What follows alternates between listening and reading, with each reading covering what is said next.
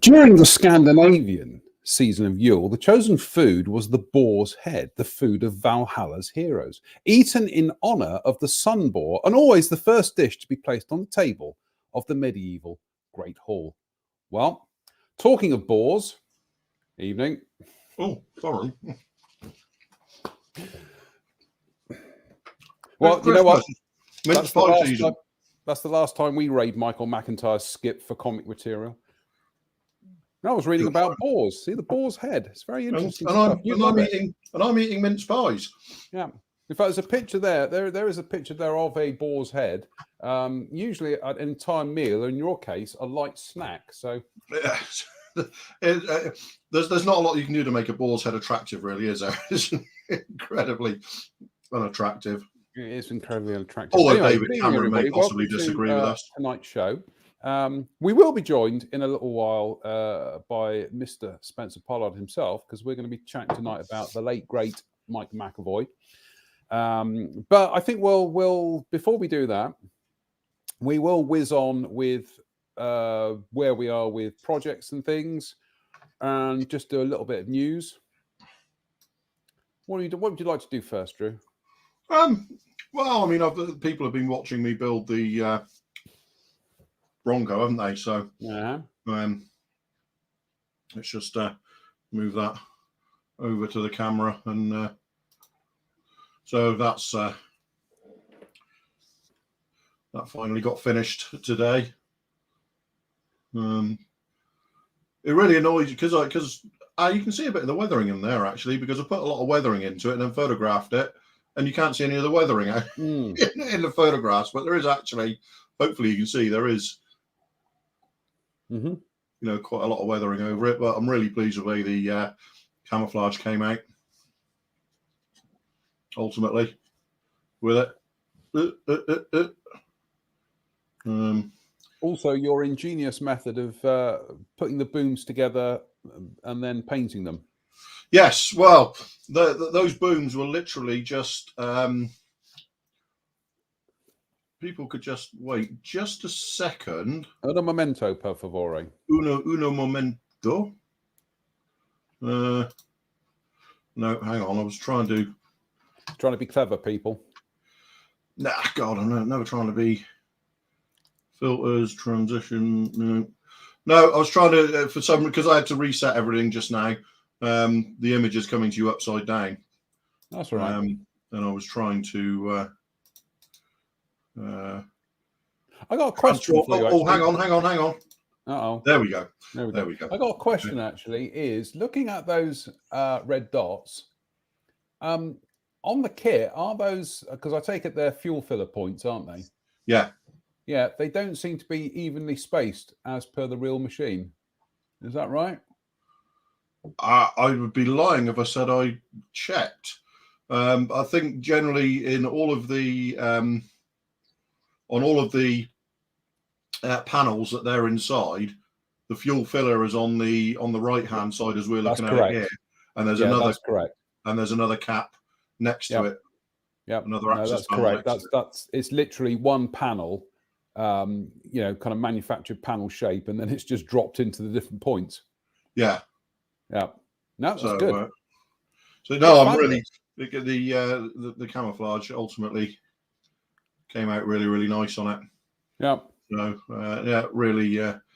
But yeah, like I say, I'm really annoyed. Is that it seems to me that when you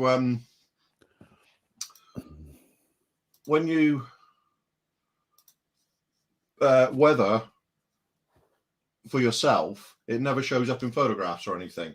If you weather for magazines or publication, you have to really over weather in order for it to show up. So, if you get up close to that, there's really quite a lot of, there's really quite a lot of airbrush and oil paint weathering on it. It's all completely invisible. But then I'm sort of, I don't like my models to look like they've been dragged through a hedge backwards. So No, that's I true. can kind of, you know, I like a bit of weathering, but I don't, generally speaking, I don't go overboard with it. So, you know, derelicts and things aren't my bag at all. So So what's next? well, empty bench now. I was Okay. Well, with a bit of luck, if you can hold your horses for a few days, we should be meeting up one way or another this weekend. yes, And I've got a big pile of things for you. right. Huge pile of things. Well, Yes. So, well, most I of mean, that huge pile of things is one model. yeah, it was, but no, I mean, my plan is still, as we previously discussed, what I'd like to do is get cracking on that Tomcat. Yeah. So get that finished in a few weeks, and then hopefully do the icebreaker over Christmas. Yeah. That was the plan. Yeah. Although we'll see, but I definitely want to get cracking on the Tomcat and then get that done and dusted and out the way, because I feel that I haven't done the checkmates justice yet, and that's one of the options in the kit. So if there's a VF211 option in a kit, that's the one. I think for one me. way or the other, we will contrive to have a meet up this Saturday. You know, like I say, hopefully Russ will be on his feet and we'll be able to say hello to him at Jadlam. Yeah, that'd be good. We'll work something out in the meantime. That'd be good. That'd be I'd good. like to. Yeah, I think we definitely need to pop out to Jadlam for a session of buying and whatnot. So absolutely, yeah. Let's crack on, because I can see Mr. Pollard is waiting in the green room at the moment, polishing off all the sherry and the mince pies. So you know there won't be anything left for us afterwards. So then we'll just crack on with this. Now this is something that this is a kit that's been announced for quite a while, and this is Model Collect. They're doing a 1/72nd scale B1B bomber. Now they've already done a B2 and they've done a B52, but they're apparently they have been working on this for some time. I think it was about 4.5 years, four and a half years ago. It was first announced. Mm-hmm. In fairness to Model Collect, they haven't been bombarding us with imagery of a seemingly never to arrive kit for that time. They announced it and then it kind of faded completely into the background while they did other stuff. Mm-hmm. And then sort of this week they've come out and given us a few renders of design work as it is now. Mm-hmm. And it's a subject that I've always really loved the B1 anyway. But I mean, one of the first things here is, you know, they've showed these renders of quite an advanced design stage, because it's got stuff like the lightning pod on it and things like that. But they haven't really refined the general outline properly yet, which is a bit of an odd way to do things, because there's still quite a lot of work to go on the on some of the outline shapes and stuff. By all accounts, I will say people who know far more about the shape of the B1 than I do have pointed out numerous shape errors with it and dimensional errors. I haven't really checked it that deeply, but the thing with Model Collectors through the B2s and the B52s, they've all gone through iterations after release, where they kind of it's almost like game companies releasing betas of games. Yeah. And then the public has to sort it out almost. So it's one of those. I love the subject, and I'd really like a kit. And Model Collect kits are great quality, but a lot of the time they're not terribly good representations. There's a first problem there, as you can see that somebody's highlighted that the landing gear, which you can clearly see in that render is horribly wrong. So yeah, it's almost like the landing gear in that render. The B1's got a really odd forward retracting. It retracts forward and inwards, but in line it kind of goes like that. It stays in line front and back, but it goes inwards. And that looks like a position where it would fit into the forward wheel wells, but it isn't the position that they actually adopt for landing, which is, as you can see in that little picture at the side there. Mm-hmm. So I think with the best will in the world, the jury's out a bit at the moment. So we'll wait and we'll wait and see. Probably the best representation of the B1B so far by anybody is the Academy 144 scale one, which is absolutely beautiful. 72nd scale, both current, albeit out of production, 72nd scale kits, both come from pretty much almost the same year, which was 84-ish, which was Airfix and Monogram. Yeah. The Airfix one, not a great kit, to be honest with you. And it was from that era when a lot of the design work was being done stateside, I think. And ironically, it just doesn't look. It's not a great. It's not a great model. The Monogram kit is probably a better model, but it's equally. It's not a very accurate kit by any stretch of the imagination. No. It's a big, impressive model. I'll say that for it. But I mean, it's better in every department than the Airfix one. But that's not a really high bar, if you know what I mean. No. It's also amazing to think that during that dearth of what was the 1980s, when the hobby was really facing an uncertain period, as close to extinction as it's ever come, I would suggest. Exactly. 83 to about 87, I think this hobby was as close to extinction as it ever got. And yet during that period we had 148 scale B1B from Revell, a 48 scale Hercules from Italeri, a 48 scale SR71 from Italeri. It was an odd period for the hobby. That it was almost a case of kind of like, well, if we're going out with a bang, literally. It was that time, before social media and the internet, where everything was announced in January. Yeah, and then it just kind of dribbled out through the year. So we don't get that anymore, do we? We've got this kind of rolling tsunami of kit releases from all over the world, haven't we? Which has to be better overall. It's got to be a better way of, for us as the modeler. Actually, I'm just seeing if I can pull up a bit of. No, I can't find it. A bit of trivia for you. You know the unofficial Connery Bond film, Never Say Never Again. Right. You know, the one that he made in 1983 when it was the one due to a rights issue. They were able to make a Bond film at the same time as Octopussy, albeit it was kind of like it was all very messy. But anyway, it's essentially Never Say Never Again is a very loose remake of Thunderball, because it was a guy called Kevin McClory who co-wrote Thunderball with Ian Fleming, which is why he retained the rights and everything. Anyway, long story short, in Thunderball, it's a Vulcan with a nuclear weapon that gets stolen. In Never Say Never Again, it's a B-1B bomber that gets stolen with a nuclear weapon on board. There is a sequence where the nuclear weapon is on a trolley and it's about to be loaded up into the bomb bay of the B-1. Do you know what that B-1 is? I have no idea. It's the Duxford Concorde. Oh, okay. All right. So they filmed it from the underside, obviously with the engine pods and whatever, put in a couple of dummy bomb doors. Do you know what? In all the years I've watched that film, and I've probably watched it more times than is legally safe, I've never noticed it was Concorde. You nearly said a Concorde then, didn't you? You nearly said a Concorde. I heard you correct yourself. I did. I lack of food today. Anyway, look, let's bring in the third member of tonight's triumvirate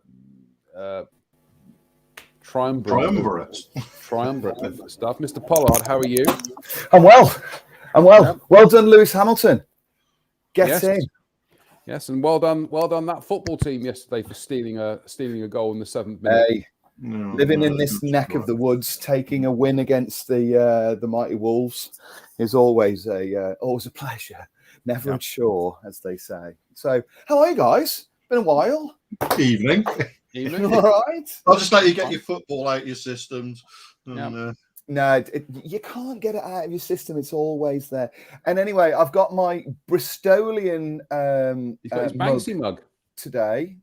So anybody that's because of you lot from that part of the world, I've got my my Park Road mug. I think it's I think Park we're on Street. the. Park Street mug. Park Road. Park I'm Street. on I'm on the Simpsons tonight.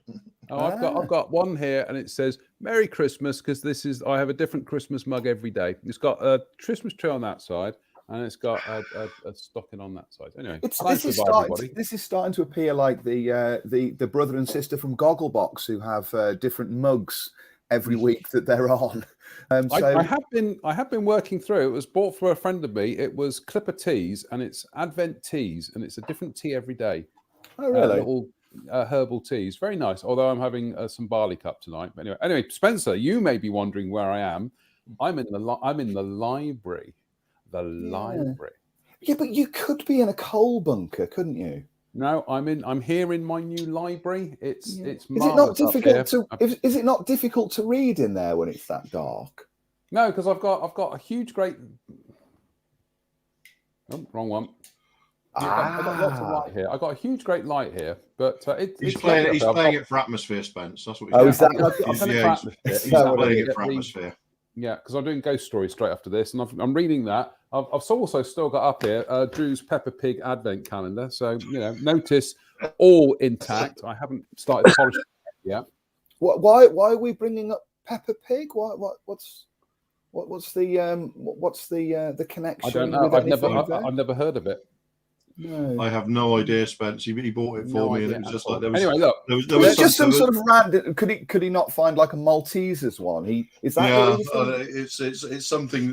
It's something vaguely Bojo related, I think. But it isn't everything these days. Yeah, sadly.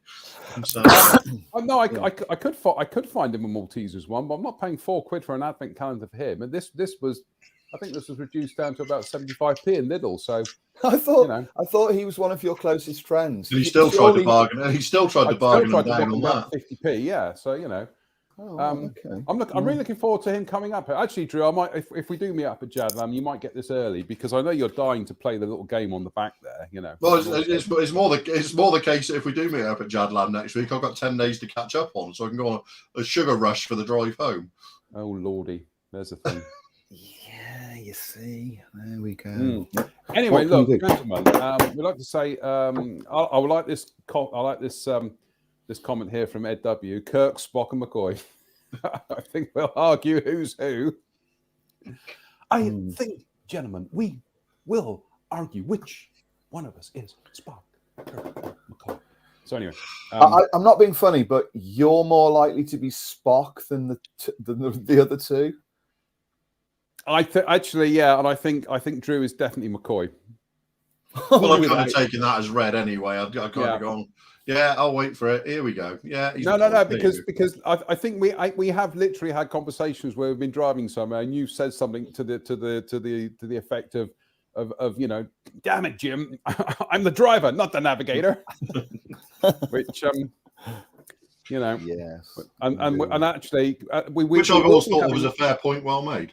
Yeah, we will be having the Free for All Christmas show coming up in the next couple of weeks, where we're going to be going through loads of kind of like off-topic stories, including the story of what happened when we went up to Telford once, and we had a navigator with us who navigated us into what could best be described as something from the Long Good Friday. It was terrifying. Yeah. So, don't catch anyone's eye. Don't catch anyone's eye. Was that somewhere in Shropshire? Was it? Yeah. We'll tell that story. We'll tell that story. Dear. We'll tell the story how I got expelled from school. It'll be everything. It'll just be. I'm not expected to take part in that and cause myself any. Yes, you are. If we're doing it, you're doing it. Liz has already given us all the dirt, so you're fine.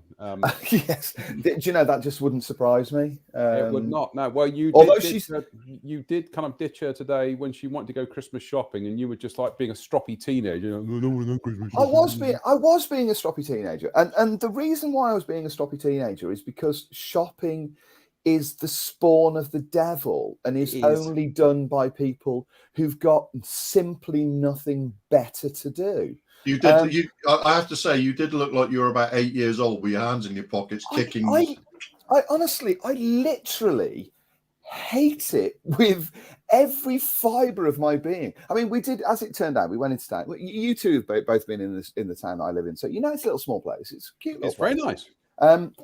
So we went and had a coffee, and my son met us, and we had a coffee and everything like that.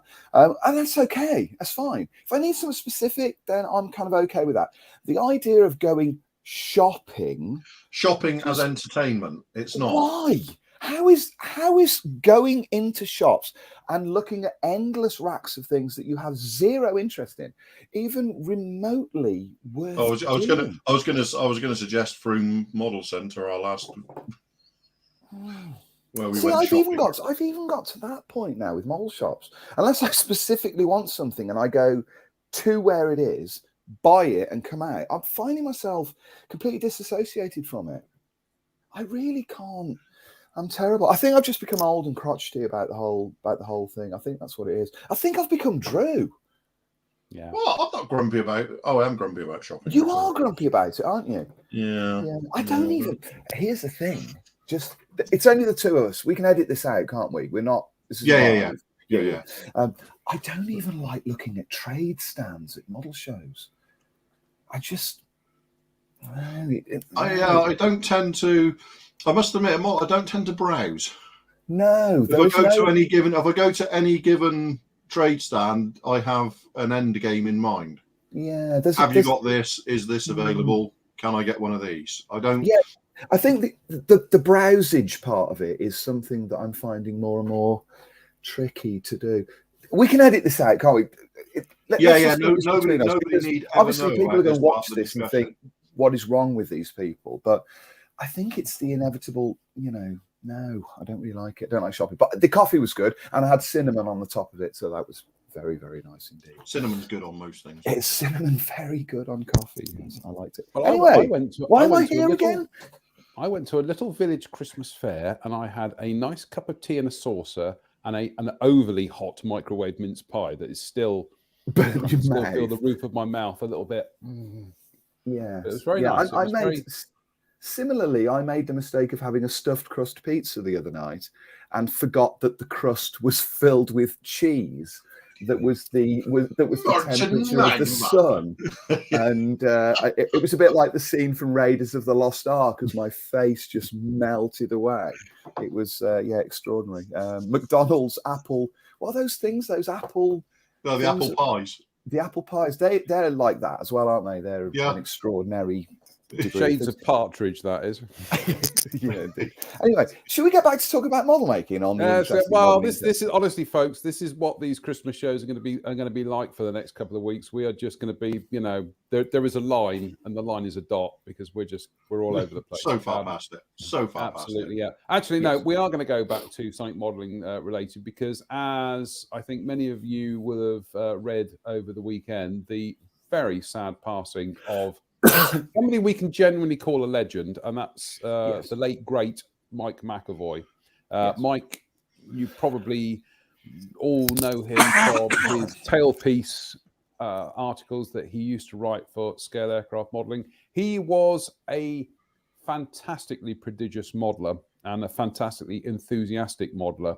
And I'm sure over the next kind of half hour or so, we'll probably all pull our own favourite little memories of stuff that Mike wrote and some of his reviews and his articles and things. But yeah, that's a really sad bit of news because, like I say, we tend to throw the word legend around a bit loosely, but I think we can genuinely say Mike was a legend.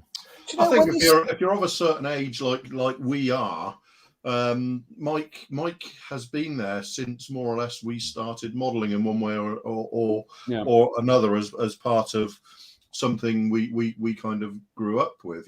Getting from the early 80s when I started getting scale aircraft modelling every month. Tailpiece was almost the first thing you went to and read, even as a 12-year-old. Tailpiece, you went straight to Tailpiece, and it was always a point of discussion at model club meetings and stuff like that. What Mike had to say this month. I found the news genuinely affecting. We're sort of, I guess, for all of us, and we've spoken about this before, we have lost a number of alumni who have influenced the three of us, and probably influenced a lot of other people as well. Yeah. You know, obviously for me, Roger Chesno was a huge loss, was a massive loss, and I felt it on quite a deep level, even though I didn't know him. I felt like I did. But with Mike, I did know him, and I knew him well, and I spoke to him a lot, and I was genuinely upset on when the news broke. I think it broke on Wednesday or Thursday. It was Thursday, I think. Thursday, I think. Yeah, Thursday. And sort of, I sort of found myself in tears over it. I was just really, really upset. Yeah. Liz met him at a show as well, and she sort of always recounts this story when I'd had a conversation with him, and I said, "I'll see you later, Mike," and he sort of turned around with that little glisten in his eye and that smile on his face, and he said, "Your threats don't frighten me, Pollard." And Liz just burst out laughing, and she said, "I really like him. He's really nice, isn't he?" And that was kind of him summed up in a single sentence. It was something that he did. He had that sort of air of mischief about him, and his enthusiasm in the hobby, I think, was kind of almost unparalleled. For me, it's 40 years of unbridled enthusiasm. Yeah, sort of every. I mean, in scale aircraft modeling, Mike never wrote articles. He did tailpiece and he did reviews. You know, and that was more or less his. And yeah, you kind of Alan Hall and Mike McAvoy were kind of the two sort of driving forces behind it. It felt like, you know, even as Mike. I mean, the long late now Mike Keep, you know, as a third part of it, doing all the drawings and stuff. But it always felt like, even though he just wrote tailpiece and he was a reviewer, he was a real core backbone part of the magazine. Yeah, it almost feels like you could have had two very different personalities than Alan Hall and Mike Keep. Yes. I mean, Alan was taciturn, to put it mildly. To put it extremely mildly, I'm being. But he was taciturn and you know, often very unapproachable. Yeah. And yet, when he wanted to be, he was an approachable guy. Yes, you could get underneath that sort of, you know, that sort of glass exterior that he had. But you never had that with Mike McAvoy. Mike McAvoy literally would draw you in immediately. Yeah, and certainly when you have writers, and all three of us are writers, but when you have writers and you do it for a living. Most model making writers are these days, certainly not in the past, but these days are sort of explicitly there to talk about what they're building and how they've put it together and how they've painted it.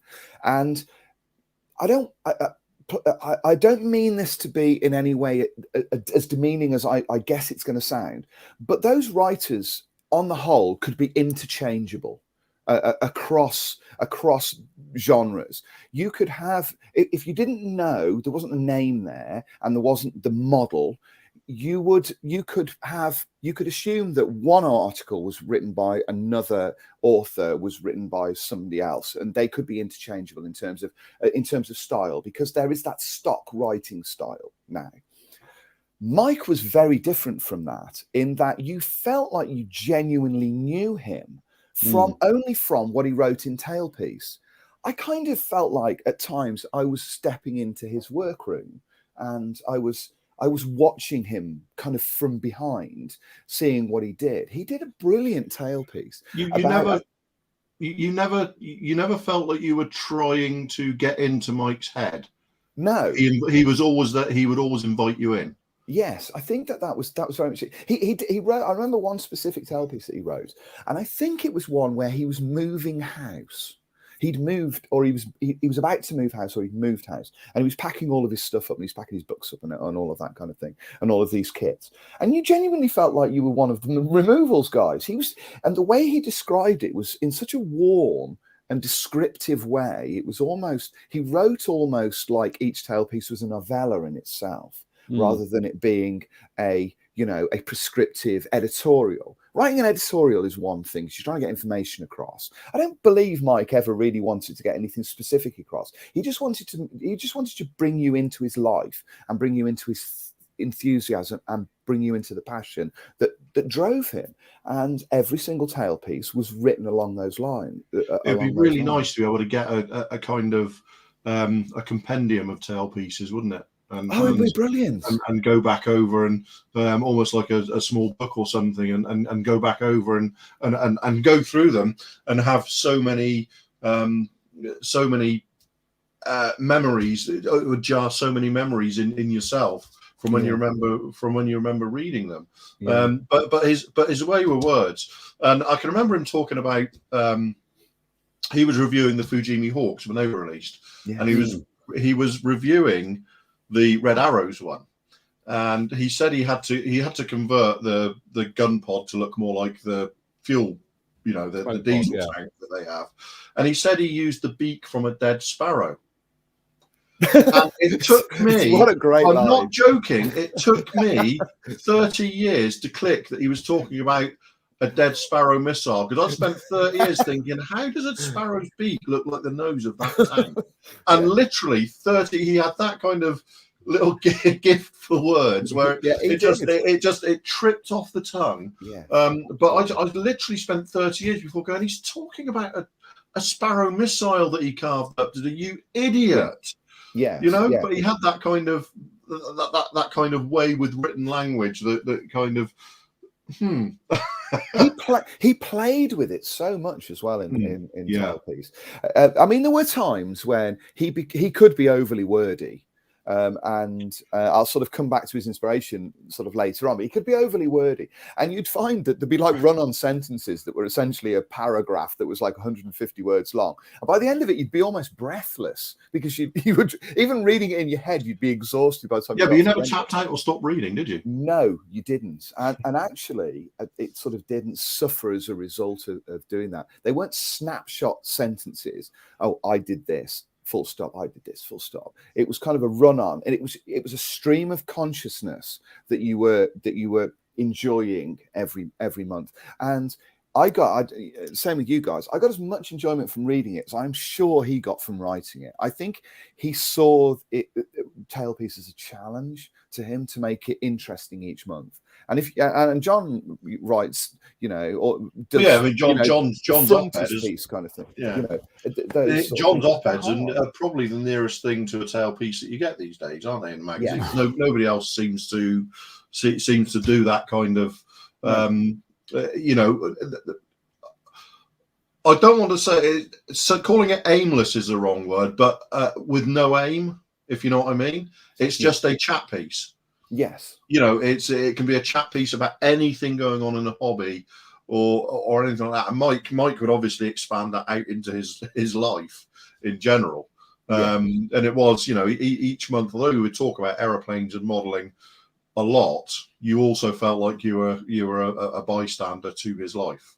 It's funny you mentioned that, because this, I'm just going back to this is under your reign, Spence, and this was an op-ed I wrote, MAI 165 April 2019, and this directly quoted something that Mike wrote in Scale Aircraft Modeling 1984, and Mike was actually talking about the rise of the home computer and about being able to get information on a home computer and things. And I pulled this quote because it was a marvelous quote, and he said, "I suspect it will be some time before any video device will be able to give me illustrated details of the underwing color scheme for the Hurricane from 1938 to 1942.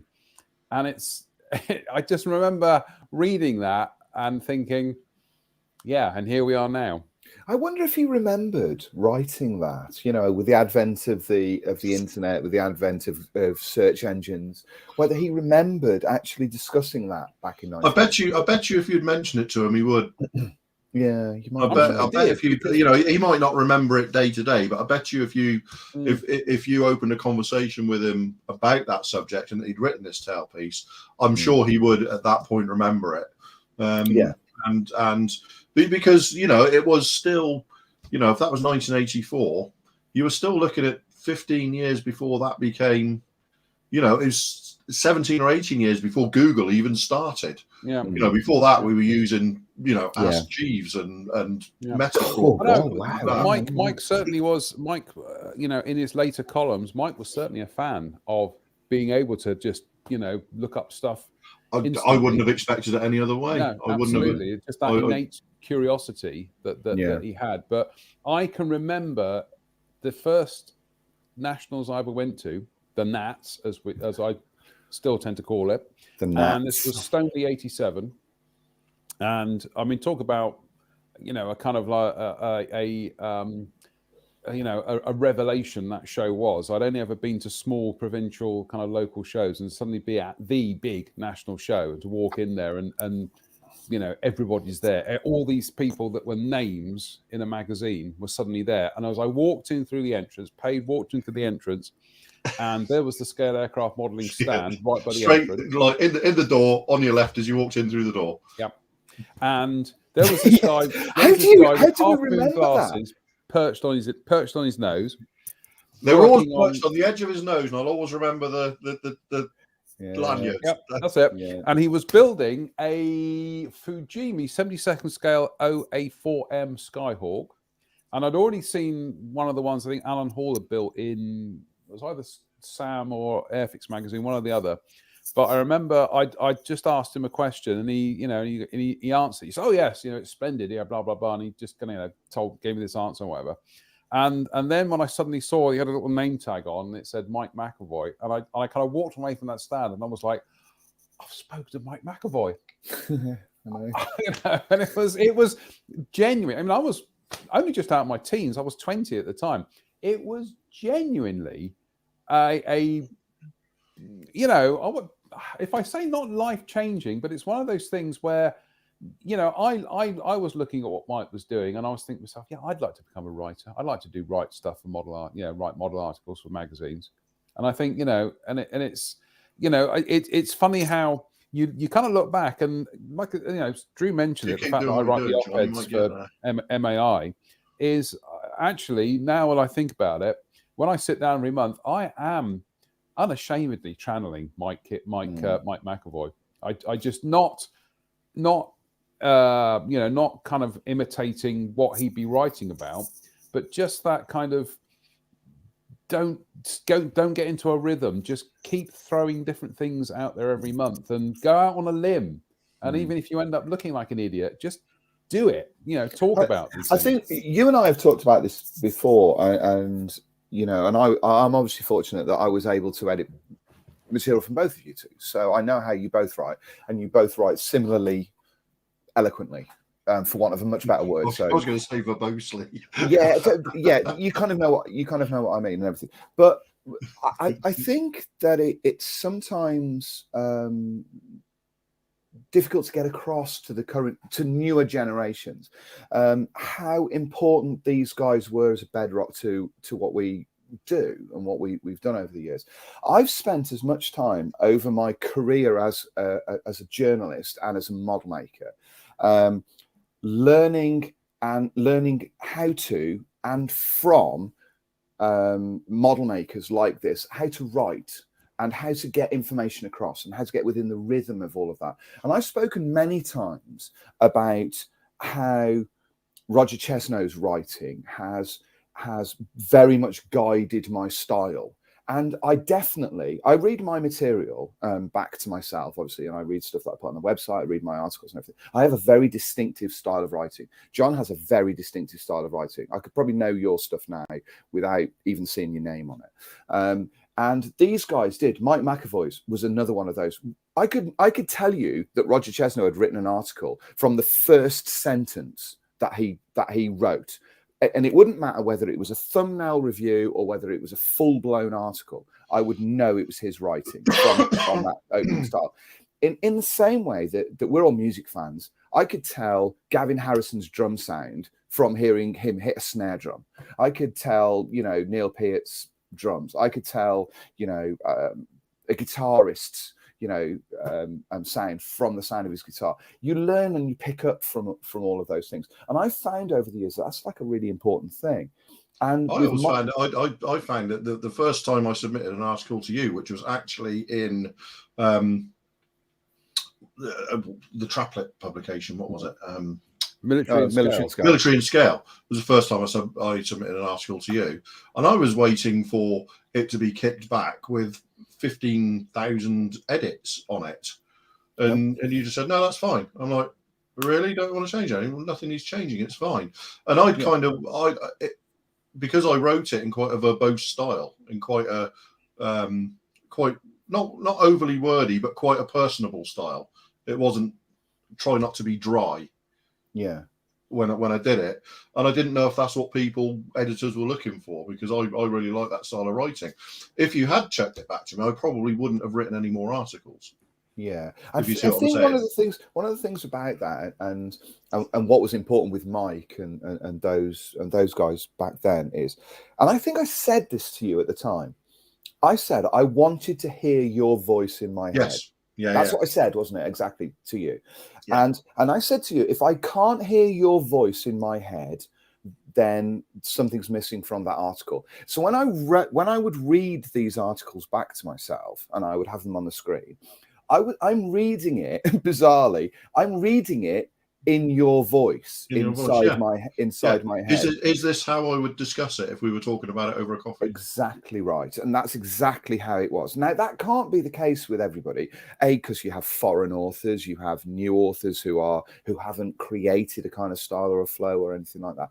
But I always felt that was really important, and I'm pretty sure that over the years that if I'd become friends with Roger Chesno, and I only spoke to him once, I hope I would have read his articles in his voice, in that way. And that was the one thing that Mike did, almost without competition. I feel that he was able to write that material, and you could not only see his face while you were reading it, you could hear his voice, and that was so important to me. Because without that innate humanity in an article, it doesn't matter whether you're discussing politics or religion or music or model making, unless you've got that as a fundamental core within that article may as well just be something out of a textbook. And the best articles in the world, best model making articles, are ones where the enthusiasm of the author comes over. It's not just an add-on to the build. It's something that becomes a precious accessory. And the personality of that person shines through as well. And if you met the person who'd written that article and you'd never met them before, you would go, yeah, the way they write matches the personality I've just met. Yes, I've just as I've been kind of listening to what you've been saying, but what you've both been saying, and I've also been kind of like mentally going through the Rolodex of things I remember from Mike's tale pieces. And Mike, honestly, now I realise I have shamelessly been mirroring this for how long I've been doing the op-eds now. It's just like subconsciously. Mike would often start off with an opening paragraph that sometimes didn't have any relation to what happened to the rest of the article, you see. But it was almost like it's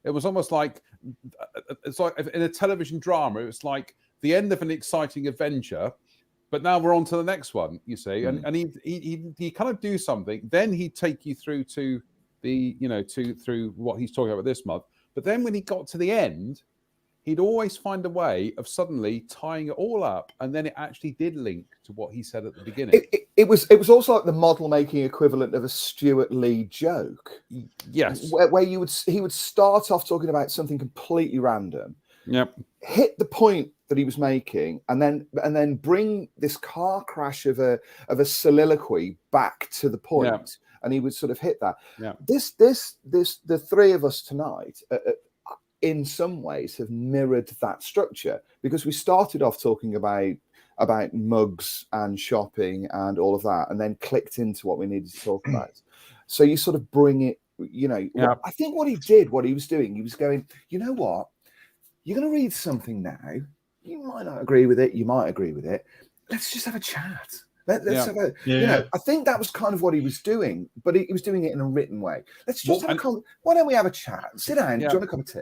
And then what I remember is the first time I properly spoke to Mike was at the 1989 Nats. I'd seen him a couple of years before, but as with all these, you don't approach people because they're unapproachable. They're the kind of leading lights. But in 1989. I was just looking at what, and I think he was probably hacking the newly released Matchbox Tornado ADV around, or something like that. That's that car crash of a model. But most people did at the time. But he looked up at me, and the first thing he did was start talking about the T-shirt I was wearing. Because I was wearing an All About Eve T-shirt. I'd been to see All About Eve at the Bristol Hippodrome a week or two before, and I got in and he looked up and he saw me and I was wearing this All About Eve T-shirt, and he said, "Oh, All About Eve, I really, really like All About Eve." And then we spent 15 minutes talking about All About Eve and gigs and stuff like that, and it's like I would have thought he was, I was 19 years old. You kind of think these people are going to want to focus on what they're building, what they're modeling, and what you're modeling, and all the rest of it. No, we spent 15 minutes talking about gigs and live music and Julianne Regan, basically. And that was something that we talked about a couple of weeks ago on here. He had this ability to make you feel like you were the only person in the room. Yeah. And if you'd gone up to him and spent time talking, you wanted to talk to him. He wanted to make sure that he gave you his attention. And I see a lot of people who sort of people go up to them, and a lot of people are nervous about going up to model makers who are in the industry or their names or whatever. And I think that was a really important, and I think that revealed a great deal about his personality and a great deal about his humanity as a person. I can't say that strongly enough. If for people who'd ever met him, I don't believe you would ever walk away from him and think that he was anything other than a thoroughly wonderful person. I sort of, I can't think that would have, not come across really. Yeah, it's funny, Drew mentioning the Matchbox Tornado, because instantly I've got the review going through my head.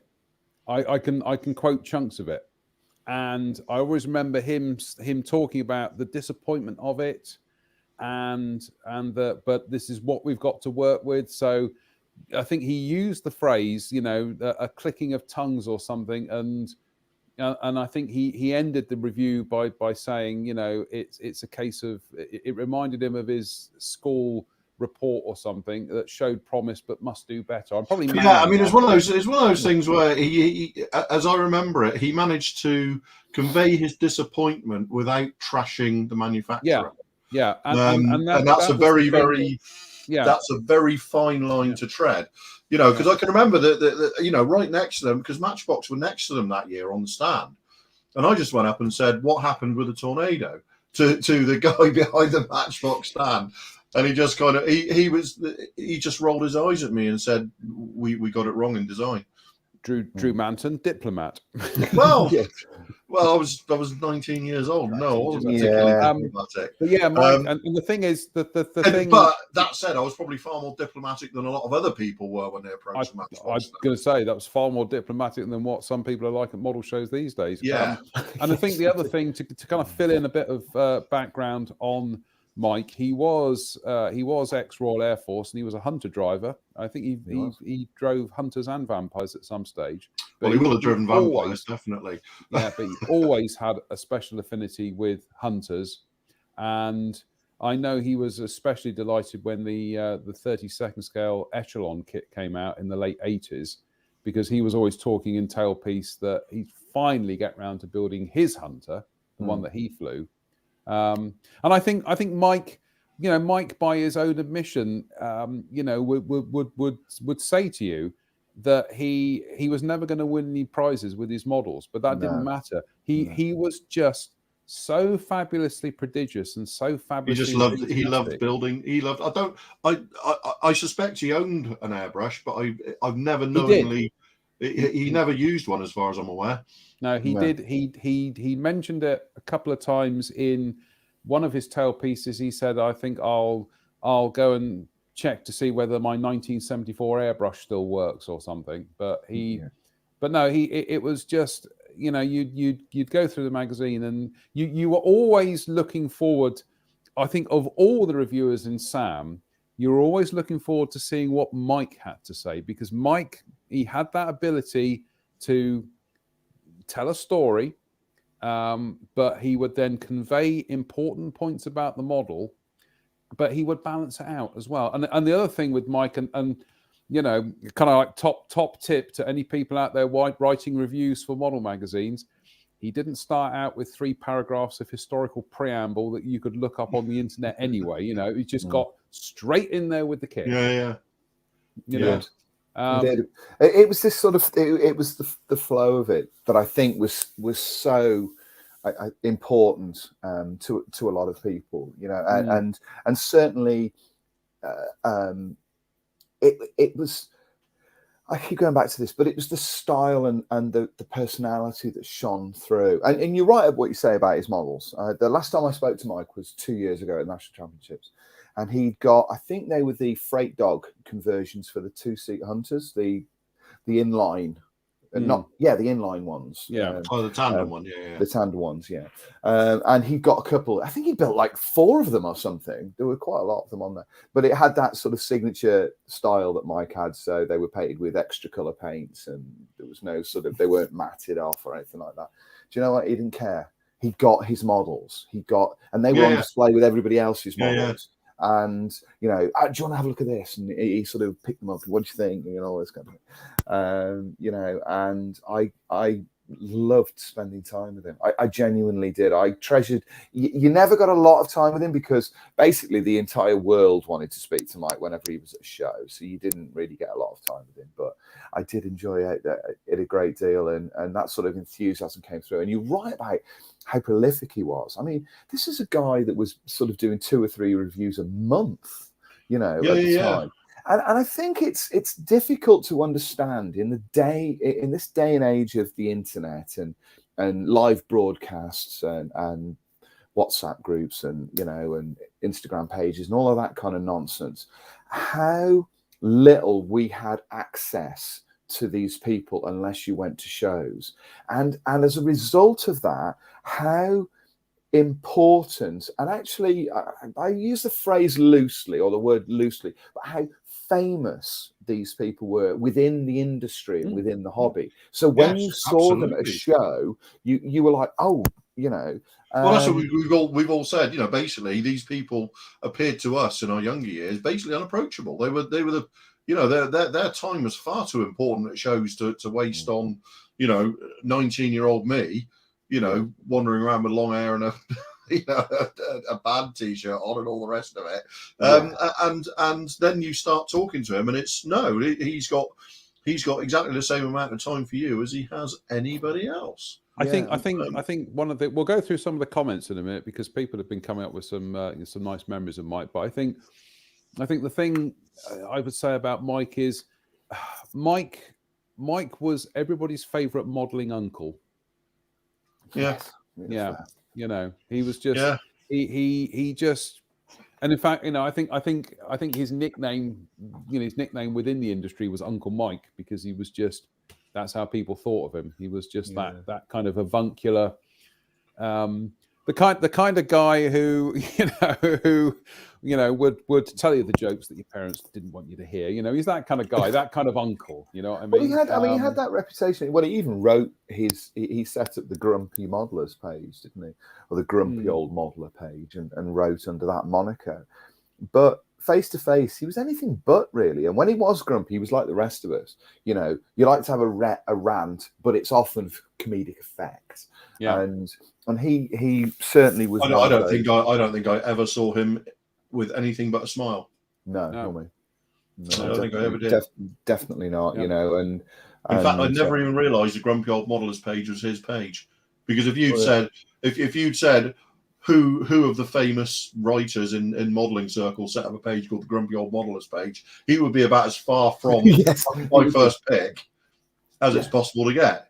Yeah, You know, I'm just going to absolutely. flick through some of the comments here. We've got Christian Gerard says, I remember very well the articles from Mike McAvoy. As a team, I read his Tailplace topics with great pleasure, whilst those were my first attempts to read something in English beside my school class. So, yeah, I think that's an important kind of aspect of the fact that at the time, the most magazines out there were English language. There were, that you had some in France and some in Germany, but the ubiquitous reach of Sam around the world. Mike Williams, I like this one. Mike Williams says, Mike McAvoy and I had the same make or model of car in the same colour. And one year, I'll never forget us both trying to unlock each other's cars with our key fobs in the car park one year at Telford. Much hilarity ensued. I realised what was happening. And I tried getting into my car the other day, and I was like, why isn't it working? Why is my registration number different? I once, a couple of years ago, when I had the Mondeo, I went shopping in Asda, and I came out, and I went like that. I heard a car door unlock, and I leapt into my silver Mondeo, and I sat there, and I looked over to the passenger seat, and there was a little old lady sat in the passenger seat. Wow! And I looked at her, and she looked at me, and I went, "This isn't my car, is it?" And she went, "I don't think so, love." And I went, "I'm really very terribly sorry." So we parked right next to each other. Yeah. Your silver Mondeo had a reputation for that, because we were going somewhere, and you were filling up at the Waitrose petrol station here, and I was sat in there, and I was just like unattentive. The door opens, somebody gets, and I turn around, and this lady sat in your driving seat, and I said to her, "So where are we going then?" She looked at me, she went, "Ah!" like that. And then she looked around and she went, "I'm in the wrong car." And I'm like, "You are in the wrong car." Yes. That happened to me. Drew's Silver Mondeo.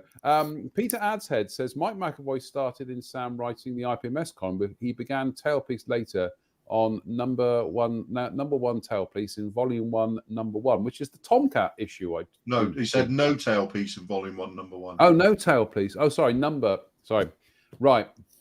You're right. But the first issue of Sam is the Tomcat one, because I've got that kicking around somewhere. I think I got you a copy of that as well, Drew. Swordsman aircraft on the front, hasn't it? That's right, yeah. And Christian Gerard says his Tailpiece topic, Harriers for Two, just came back to my mind. It's now 40 years ago, but not forgotten. And we've got another one here, which is here you go, Steve. Steve Moore says, in a similar way, I'd love to do an article on some of my models, but worry I don't write eloquently enough. Steve, honestly, just write. Don't worry about it. Just write. Because the thing is, you can go back and you can... What Spencer just said, and I think Drew does the same, and I certainly do it, because people who know me on Facebook know that I will do my op-eds and I'll do a live reading of it, because I go through it and I find mistakes and I find alliterations and things, and I go back and I chop bits out and whatever. Just write, Steve. Don't worry about what you think it's going to be like. Just write, read it back to yourself, edit, do it again. And that's how we all started. Apparently Dave Fleming said his Hunter, this is Mike McAvoy's Hunter, still survives in Chile. Wow. And Dave Swindle says the one he went to see in Chile, I think there was a photograph of him in one of the issues of him standing in front of his old his old drive. And I have to say another sort of another mark of the man for me is that he never seemed overtly bitter about the end of his flying career, because it didn't end, it was snatched away from him. He was as a result of the 57 white paper, his job went away, and so he was literally snatched from the cockpit and told, you're not flying anymore. If you've gone through all that and then you're flying Hunters and somebody says that's your last flight, you're never flying a Hunter again.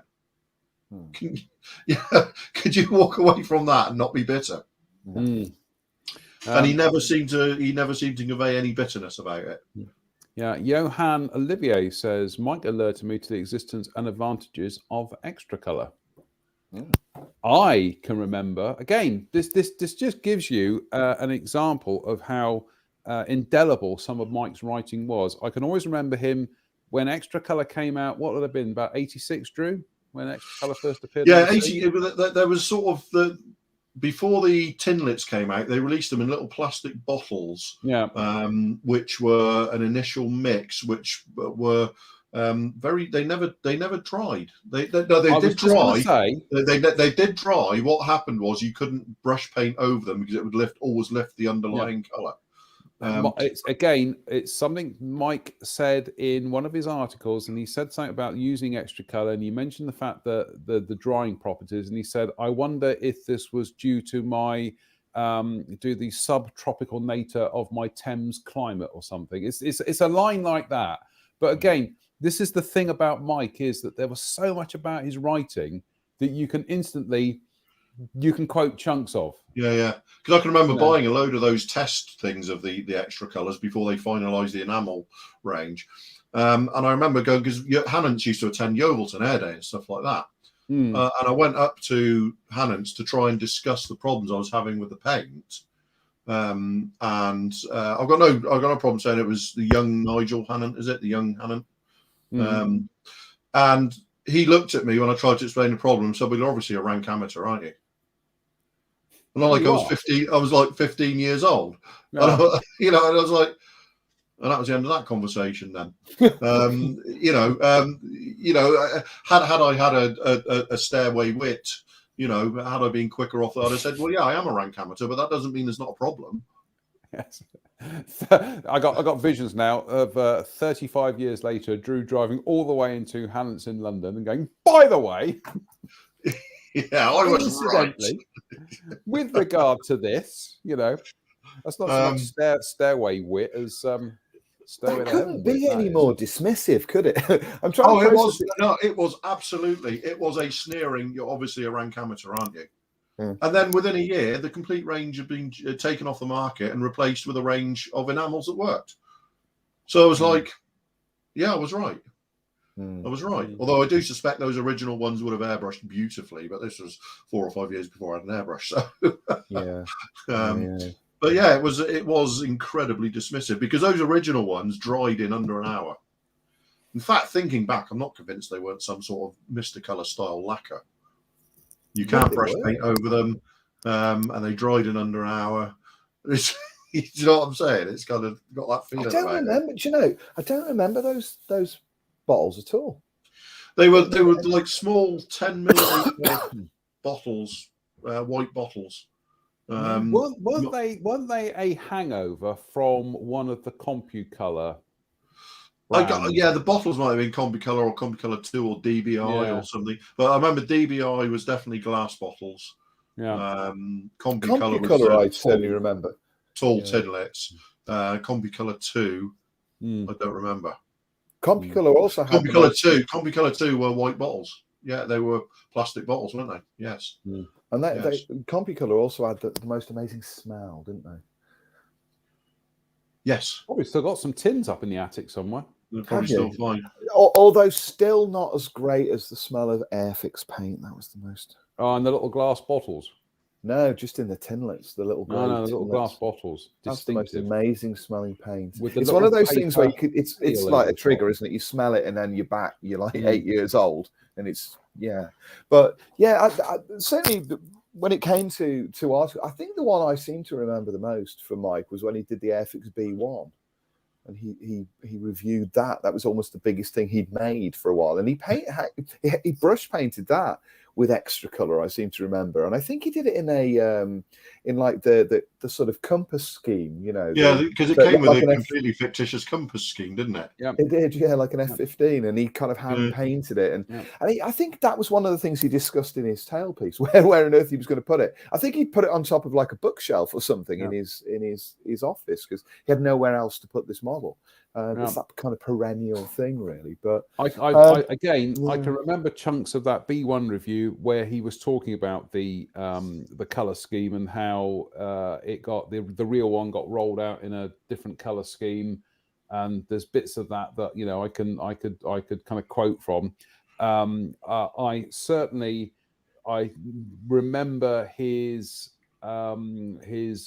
story. He did a review of the Monogram 48 scale Voodoo when he did it as Hawk 1, and then he told a tailpiece story about when he took it to be photographed, And as he was taking it back to the car, he put the box with the model in it on the roof of his car. Guess what happened next, folks? He got in and drove off. Wind. Yeah, exactly. And it's about, he said about the Robert the Bruce thing, about he could never repair models that got damaged. He just couldn't get into the thing. But the one Mike McAvoy review that really does stick in the memory, because this directly had a direct big influence on me, was when the Fujimi British Phantoms came out in early 1987.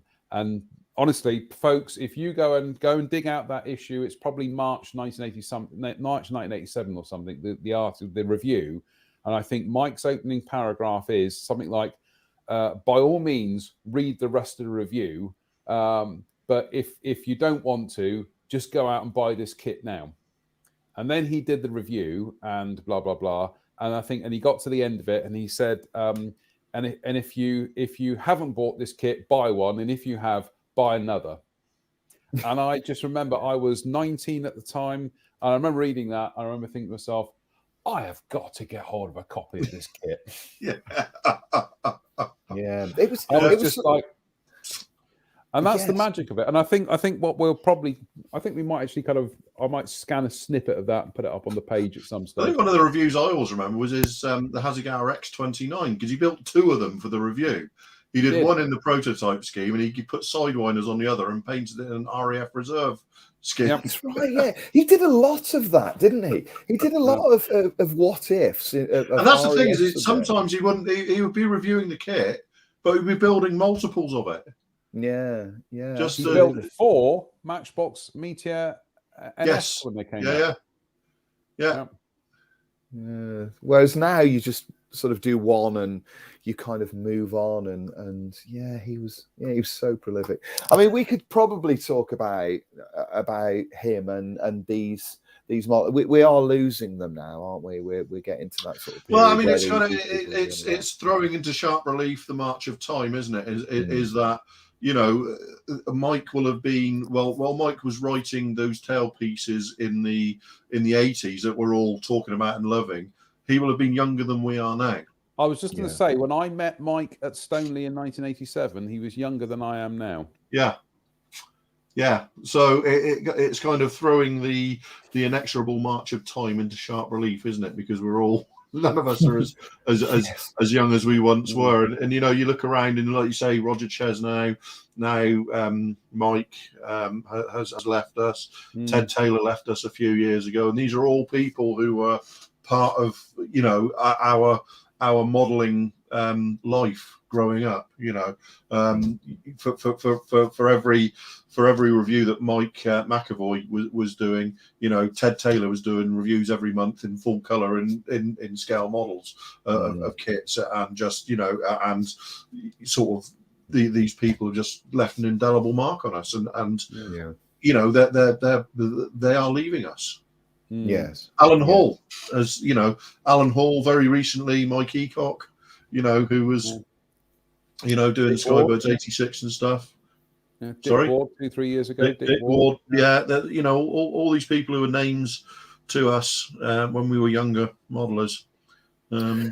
There's an interesting thing there. John Connolly has put up a point. I think there are a number of factors there, actually. Do you think the internet has killed model magazines with sales solo? I think there are a number of things in there.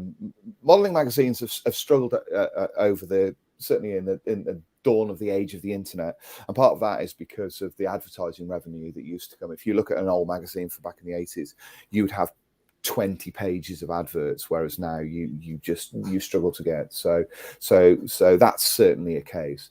I think one of the differences that there is with magazines these days is that often people would buy magazines, specific magazines, because they knew who was going to be in there. There would be a team of people that would work in there, and as I'm no longer an editor, I can perhaps speak my mind a little bit more about this than I could before. But one of the differences these days is that back in the days of scale aircraft modeling, scale models and Airfix magazine, they had a team of writers that would work for them and only them. They wouldn't work for anyone else. They were not contracted to those magazines, but there was kind of an unwritten rule that those modelers would stick with those magazines, and that would be it. They wouldn't work. Joe Sacchi, Roger Chesno, he didn't work for Airfix magazine or Scale Aircraft Modeling. His name was never in any of those magazines. And you would never have had Ray Rimmel working for any other magazine other than Scale Models. Alan Hall never wrote for Scale Models. He would write for his own magazine. These days, modelers are much more willing to freelance across magazines, because, and what that creates is that creates an arena in which magazines that are competitors are publishing material kind of from each other. So you don't get using authors from each other. So you don't get a personality within a magazine. Scale Models had a core of authors that gave it its personality. And as a result of that, readers would go and buy that magazine. Now that's been completely diluted. So and I think there's fragmentation as well, isn't there? Yeah, there is. Magazines don't have a personality anymore. They don't. And I think that any editor will tell you that, because editors are hamstrung by material that they can try and pull in from elsewhere. There's so much competition out there. There's like 1,000 magazines. Whereas, which is weird. Whereas in years gone by in this country, we had you just said it. At a point, you would add military modelling into that as well, wouldn't you, Drew? So you'd have, let's say, military modelling, Scale Models, Airfix magazine, Scale Aircraft Modelling. That was your lot. That was 4 magazines, right? Now you could probably name half a dozen aircraft modelling magazines in the UK. So what's happened, much like the industry as a whole, it's been diluted so that pie that people are, eating from has been split up into smaller and smaller segments. And each of those magazines is trying to compete with a core group of modelers who they want to buy that magazine. But then what you're getting is that you're getting authors who are writing for 3 or 4 of those magazines, so that they can't then create that personality around them. I feel very uncomfortable about that. And although I understand authors doing that, it's not something that I've ever done.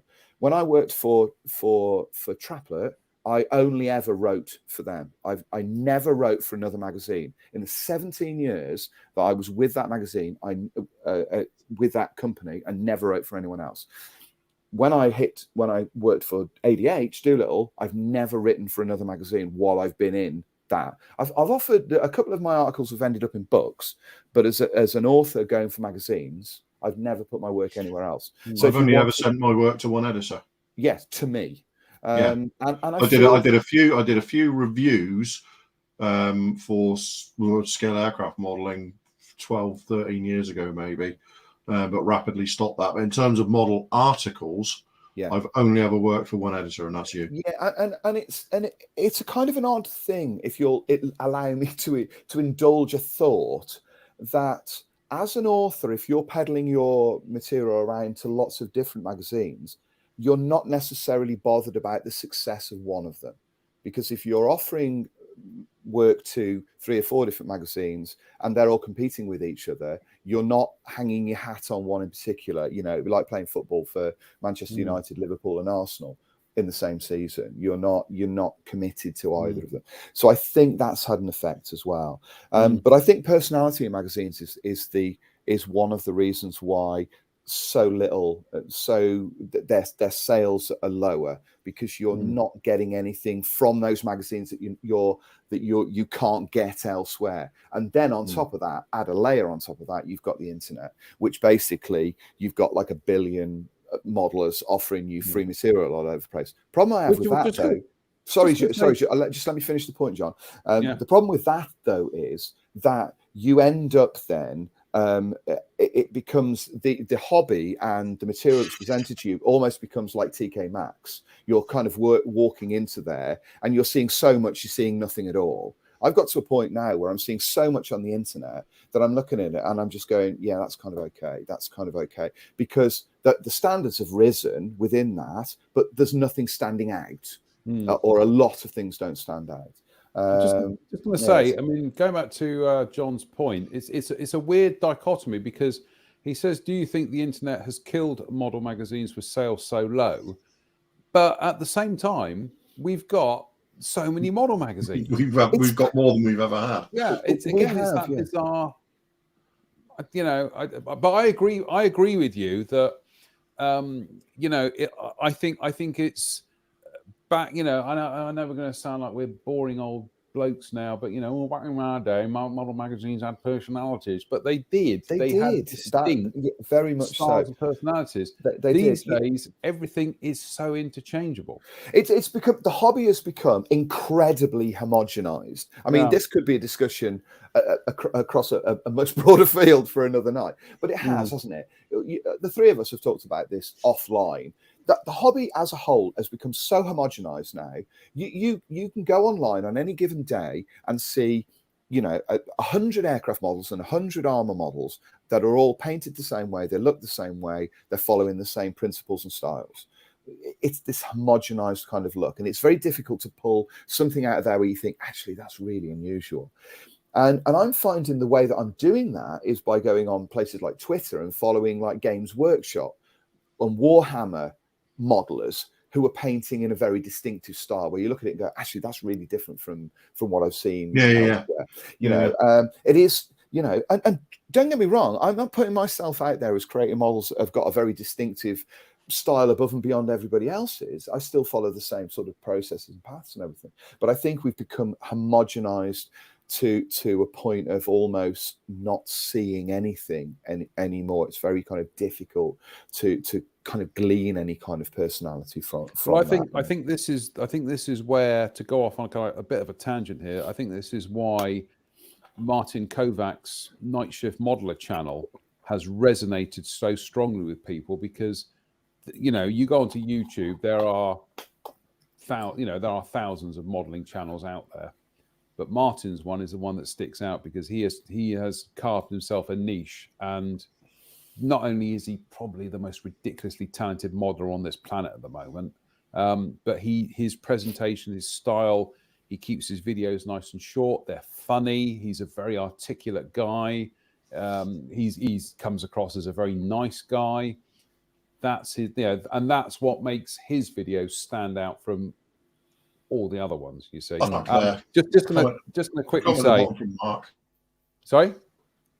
I think as modelers we have never had it so good, but I think that's pretty much nail on, isn't it? You know, I watch a lot of YouTube modeling videos because I watch a lot of YouTube, and outside of a very few. One, Martin Kovac is the only modeler out of all the ones I watch where I go, oh, it's Friday, there's a new video from Mike. Everybody else just turns up when it turns up. But also you watch take any 5 or 6 regular aircraft modelers who put stuff up once a month or whatever, and he's done this, he's done that, oh, I suppose it's time to paint the model black as a primer before you go on to.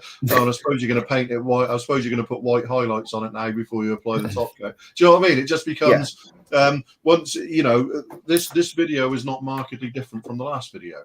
Yes. The actual subject might be slightly different. You might be building a Ju-88 rather than a Spitfire, but the actual techniques you're using there's no variation. I might as well have watched last month's video again. And a very few. I mean, it's a good part of the reason is why I've largely stopped doing YouTube videos myself. Is because how many times do people want to see me gloss and put a wash on a model? Yeah, because well, if you want to see me do that, go back and look at the video I did last month. And the other problem was I watched one of my own videos back last night. I did a year or a couple of years ago where I'd actually re-recorded the narration over the top of it, and I thought that's really nice, really professional. But God, it took me so long to do. you know, because I literally had to edit every piece of video clip, make it into a video, and then go back and narrate it bit by bit by bit. And it looked, you know, overlays and all. And it looked. I'm really proud of it. But 2 years on, it's got 1,000 views, and it took me weeks before it was in a condition to put up. And then you just go, that isn't worth my time when I could be building another model. Model. Yeah. I mean, it's certainly now, and I think we can go back in time to sort of the way things developed. But I think when it comes to magazines, going back to the point that the chap made, that we are very much running the risk now with magazines where we're going to hit a point. It's almost like a glass ceiling where we're not going to see anything that really is, you know, going to blow your mind. I mean, there are magazines out there that have amazing work in. Let's not sort of beat about the bush. But I think that personality comes through in magazines by the written material that's inside the pages. The editorial content drives the personality, and you can have 10 articles in there with 10 of the best models you will ever see in the world, and they'll be brilliant. They'll be brilliantly laid out, brilliantly photographed. They'll tell you everything you need to know about that. That isn't going to generate a personality within that magazine. What's going to generate the personality is you reading the article and the thoughts of each individual author from those. And the way that magazines have now got to a point where they're essentially just aping what's on the internet is that a lot of magazines are simply a collection of captioned photographs with an introduction and an end final thoughts. They're not full of written text. Modelers in, you know, the 5th of December 2021 don't want to read a 4,500 word article, which is slightly disturbing because the last article that I delivered to Marcus was 4,500 words, but it was over a set of captioned ideas, you know. And how many times realistically can you buy a magazine and go, oh, this is the cockpit, I painted it grey and then I washed and dry brushed it. I don't think I ever delivered less than 3,000 words to you. Yeah, well, yes. So when that's essentially what you're simply getting on the internet. I don't know where the answer to that is really. I think we've just got to a point now where that's just the material world that we live in. That's what we're trying to create. The landscape's different to what it was. It is very much different 30 years ago. And I sort of feel this. I was thinking about Francois earlier on this week. Would he have been able to do the same thing in 2021 that he did in 1979 when the armor kits in 2021 have got 800 parts? No, is the answer to that. No. Would Mike McAvoy's tail pieces have fitted into a magazine as neatly and as comfortably as they did back in 1979? Maybe not. You know, do people really want to sort of read about those kind of things, or do they just want to see shiny pictures of models? I think probably they want to see shiny pictures of models. That's kind of the way it is. So time's moved on. You know, that the industry's moved on, magazines have moved on, authors have moved on. It's become a lot like that. So finding a niche within the industry is difficult to do. And yeah, it's going to be Yeah, that's exactly my point. If you could put Tim's comment up, John, I'm not disputing that. I'm not disputing that. And in fact, you know, that magazine stands up there. It's brilliant. It's really well done, and they do a brilliant job. Does it have a personality as a magazine? I don't think so.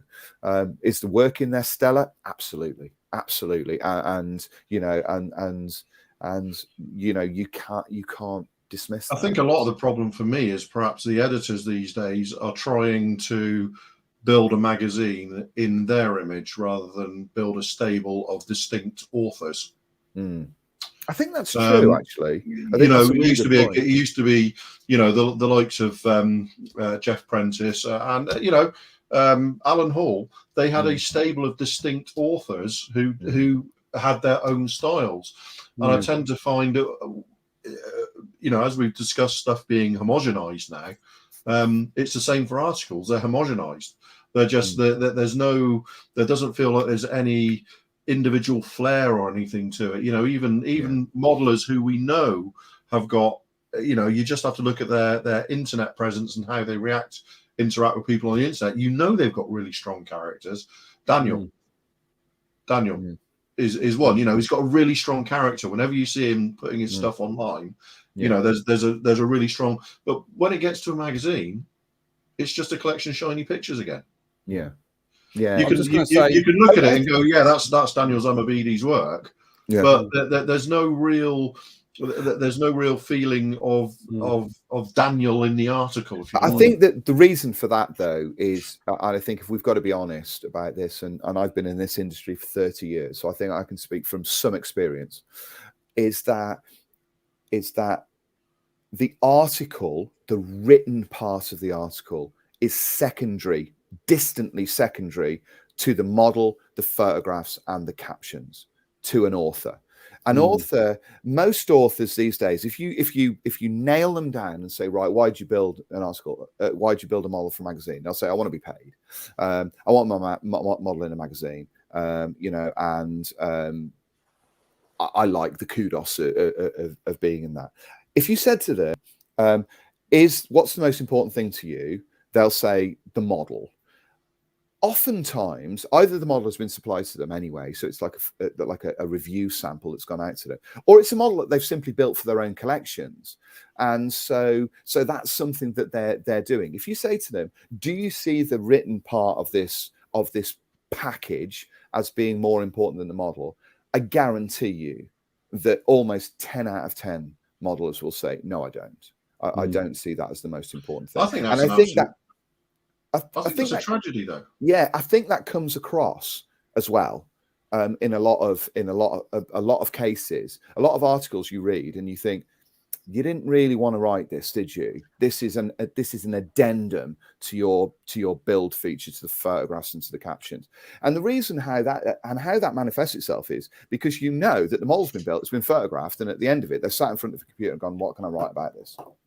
I also think that to some extent, because if you go back 30, 40, 50 years ago to the magazines of the period, because actually accompanying an article with images was a much more painful process than it is these days. Absolutely. And the writers had to be writers. Writing part. Yeah, I've said this, that back then, they were journalists first and model makers second. Now they're model makers first. I think that's such a tragedy, though, because I always used to, all right, sometimes I would be sitting down at the end when the model was built and writing, but I loved the actual writing bit. I found myself trying to rein myself in from the writing bit, and quite often, the reason, you're lucky nothing was ever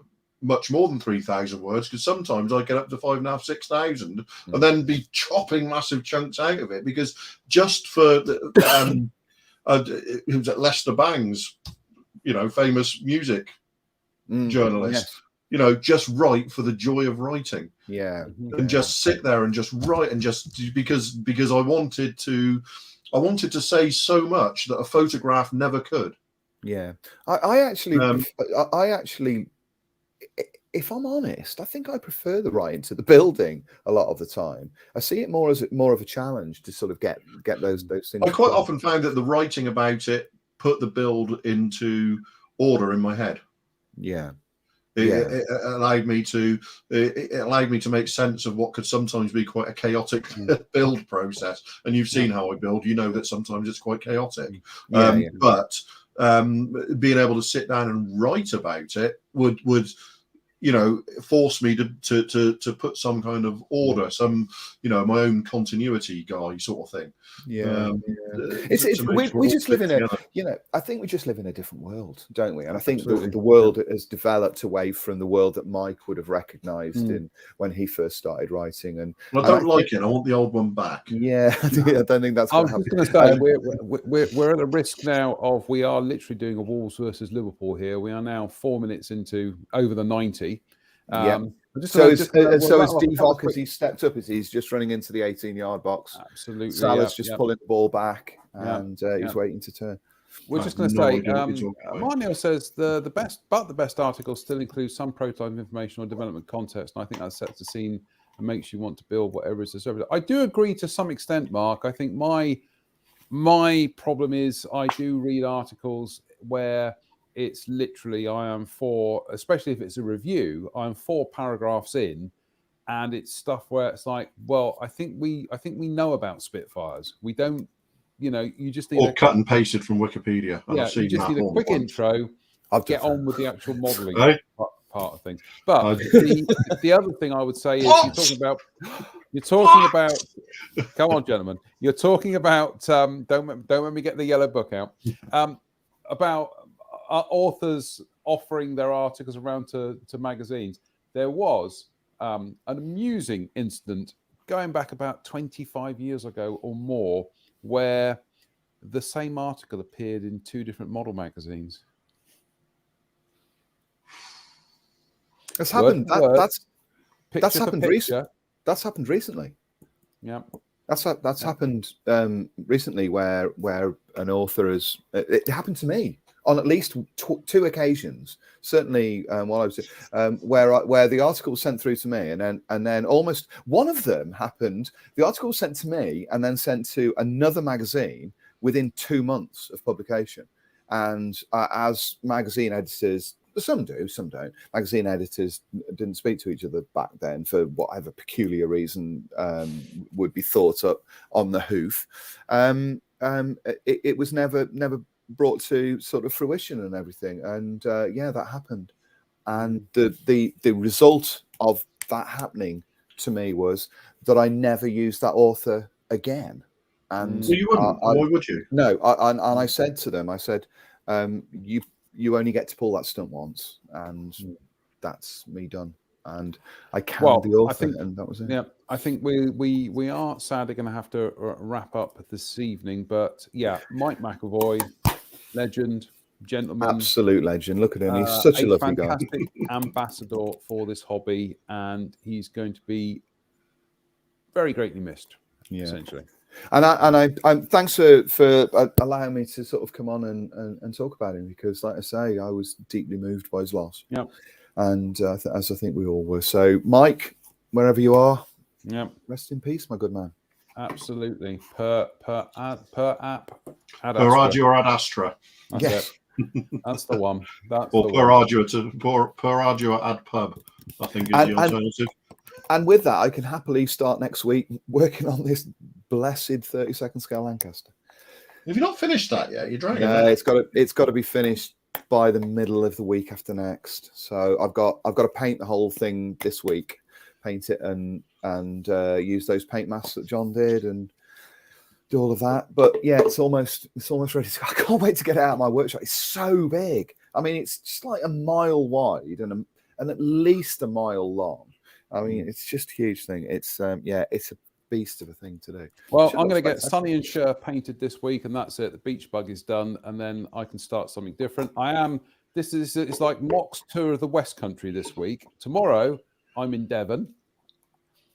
Tuesday, I'm in Dorset. I'm down at that tank museum, which I'm really excited about, and I think probably by the end of the week I'll be in Frome. And then Saturday, Glastonbury. It's going to be a right old tour of my bubber. Are you joining him for any of this nonsense? Sorry, I'm hoping Glastonbury on Saturday. To visit Jadlam and say hello to Russ and stuff, and do a little bit of shopping maybe. And then lunch at the Abbey Tea Rooms opposite the Abbey, which you've never been there, Drew. It's fabulous in there. It's lovely. There are a veritable cornucopia of decent places to eat in Glastonbury. Well, I was going to say, anybody who's never been to Glastonbury before, I'll give you a visual description. I'll give you a verbal description of the high street. Cafe, bookshop, crystal shop. Cafe, bookshop, crystal shop. Step, repeat. Yes, indeed. It's a pretty place, though. Anyway, sorry? Beautiful. It's a pretty beautiful. place. Yeah, Yeah. Glastonbury is absolutely fantastic. And at this time of year, it's just got a magical atmosphere to it. It really has. Yeah, Glastonbury's got a magical atmosphere 365 days a year. It is the Twilight Zone writ large. It really is. Beautiful. It is, yeah. The next time you're down, Spence, we'll drag you down that way. Well, we sort of did I not mention that we thought about coming down just before Christmas? Did I not mention In that case, we will drag you out that way. Yeah. Okay. Yeah. Yes, we will. I'm sure I mentioned that. I'm not sure if that's set in stone yet, but I think we might be going to my brother-in-law's. So before Fingers Christmas. crossed. Yeah. Well, if I do, three of us will get together and eat cake. Eat cake and moan. Let them eat cake, as somebody once said. And But on only that note- I'd only like to eat cake retrospectively, and then that way I don't have to. I won't be putting any weight on, because everything has to be done retrospectively now. Yeah, absolutely. And if you do that, there are no consequences. Absolutely, So somebody once absolutely. said. It's a nice Obviously, idea if you when can do Drew it. gets around to scoffing his Peppa Pig advent calendar, he's not gonna have to worry Retrospectively, about there'll be no the calories, because the calories will be in the past. There will be. Yes. Yes. Anyway, on that note, Those were I'd the just like to say calories. Those Thank were. you to Mr. Pollard. Everybody's Mr. going, Mann, what on tonight, earth are and they also, talking about? as I say, we're also going to say a big thank you to Mike McAvoy for some fantastic memories. And yeah, this next week, I should be digging out some Sams and reading through and just marveling at him,